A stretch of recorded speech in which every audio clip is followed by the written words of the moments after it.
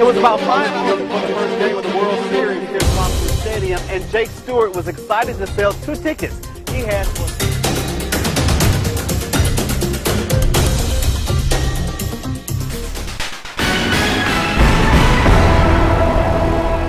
I'm Robert Townsend. Only on 4, I'll tell you about the connection between this motel and one of the suspects now charged with shooting a local police officer. So the whole thing started on Monday when police say the boy told investigators he found the gun while walking home from school. They also say he told officers he forgot the gun was in his backpack when he came to school.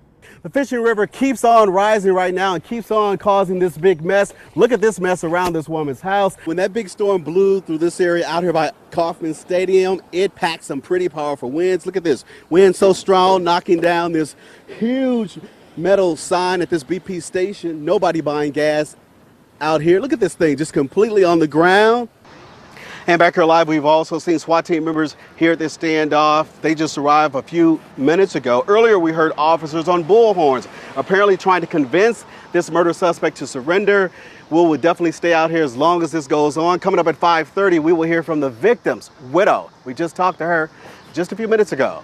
I'm Robert Townsend, Fox 4 News, working for you live in Kansas City. The weekend getaway trip was supposed to be a time of celebration for the two couples. They were in the Vegas crowd celebrating Carrie Dwyer's birthday and engagement, but their fun suddenly turned into a nightmare they'll never forget.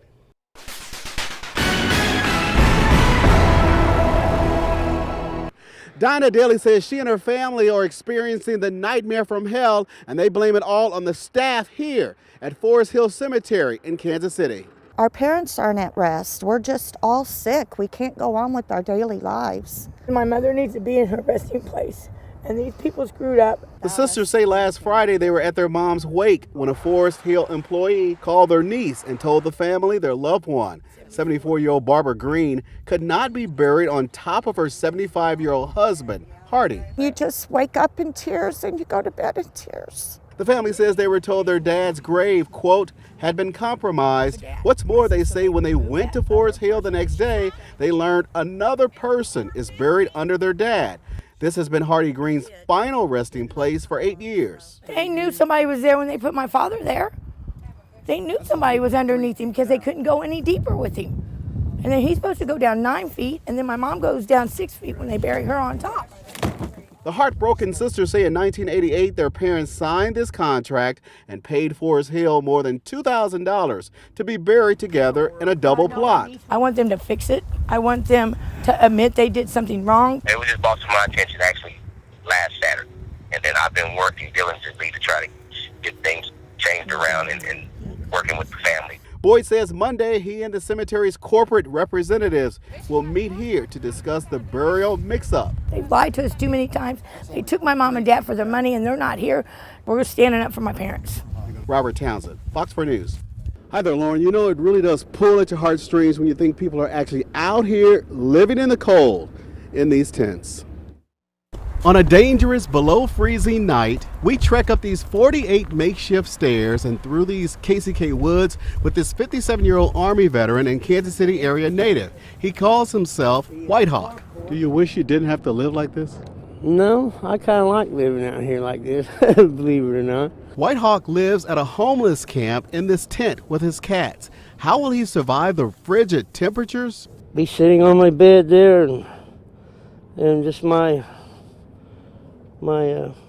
thermal and my pants and my shoes, and then when I go to bed I take my shoes off, cover up on these 2 mattresses where he sleeps in his homemade tent. It's covered with lots of thick tarp and holding together with lots of stern branches and ropes. I've got about 14 candles burning in my tent to keep warm.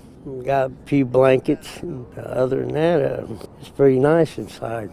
I've lived indoors. I mean, I just like living outdoors because it's natural. Currently, 10 men and a woman are living in the homeless camp. 3 nights a week, Salvation Army volunteers bring these folks food. Sandwiches, chips, water. And just a few feet away is 36-year-old Marlon. I got the blanket, I stay warm. He's trying to stay warm under a bridge where he's lived for the last 6 months. On this freezing night, are you ever scared to live out here? No, I have like a coat, hoodies, and some gloves. I have some hand warmers. I try every day. Anything's really dangerous. It depends how you take care of yourself out here. The homeless are often unseen and misunderstood. What I've seen tonight is that these folks have lots of heart and lots of courage. Robert Townsend, Fox 4 News. Carlos Green says right after he walked out of this gas station convenience store, he couldn't believe what happened to him. Get this, in a flash.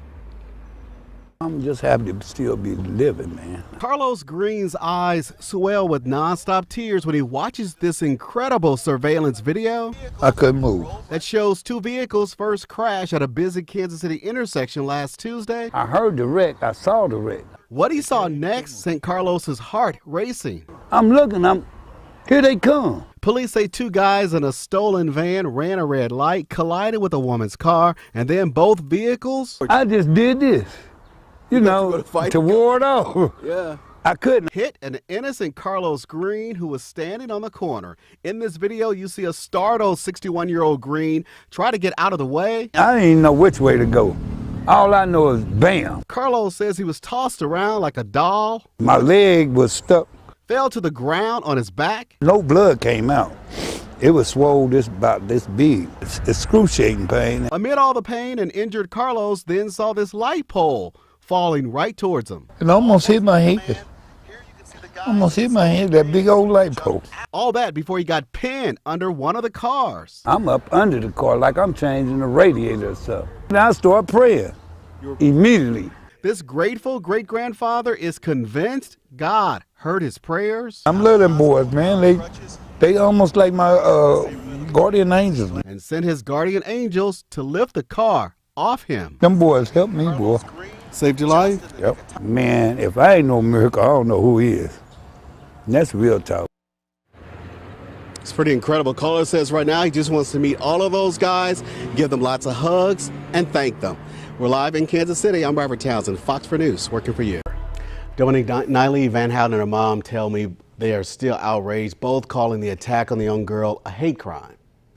I don't remember the faces of who did it, obviously, because it did it from behind, but I remember it being over here. 16-year-old Niley Van Houten says minutes after she and her 3 female friends left a pumpkin festival at the St. Joseph Park Saturday night, there was like 20 to 30 of them. a large group of teenagers, all boys and one girl. They were high school kids because my friends had said they had seen them at like school. This is where they were like trying to come up to us and get us to fight them at first. But when Niley and her friends refused to fight and tried to continue walking to Niley's uncle's home. No, it was just like their fists, like they had just been punching me. Niley says the boy suddenly hit her in the back of her head. It was like in shock. I was like in shock. Then punched her in her face and gave her a black eye. 2 different people that hit me in my face at the same time, because as soon as I got hit here, I got hit here next. And when they did it, they called me a wannabe boy.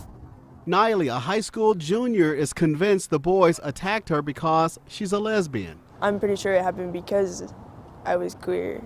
After the attack, Niley was treated at a hospital. She says her attackers ran off. Because it's not okay, like, it's wrong. Her mom contacted police. Super angry as a mother. According to research from the 2015 National Youth Risk Behavior Survey, 34% of lesbian, gay, and bisexual students said they were bullied on school property, 28% bullied electronically, and 10% threatened or injured with a weapon on school property. I believe down to the core of my bones that it was a hate crime.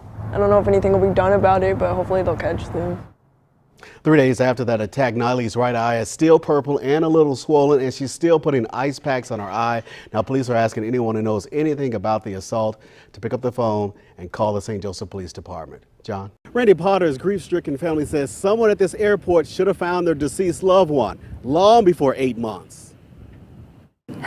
Emotionally, it's been a very, very tough journey.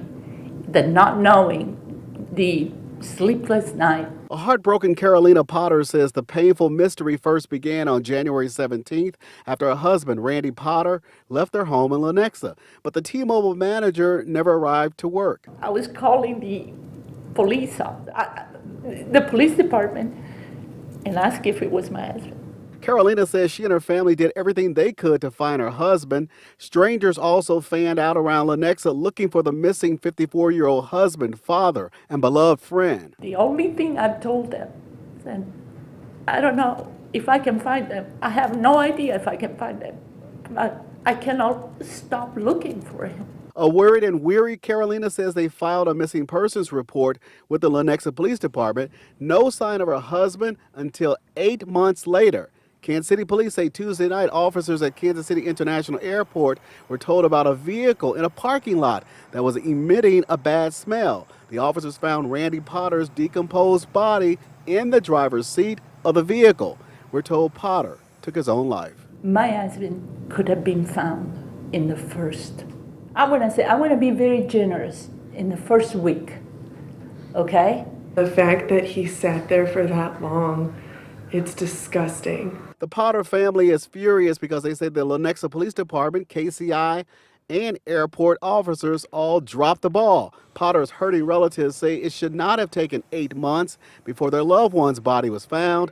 With their attorney by their side, they spoke out today because they say they don't want another family to experience their unimaginable pain. I don't wish this to nobody. Nobody should go through this.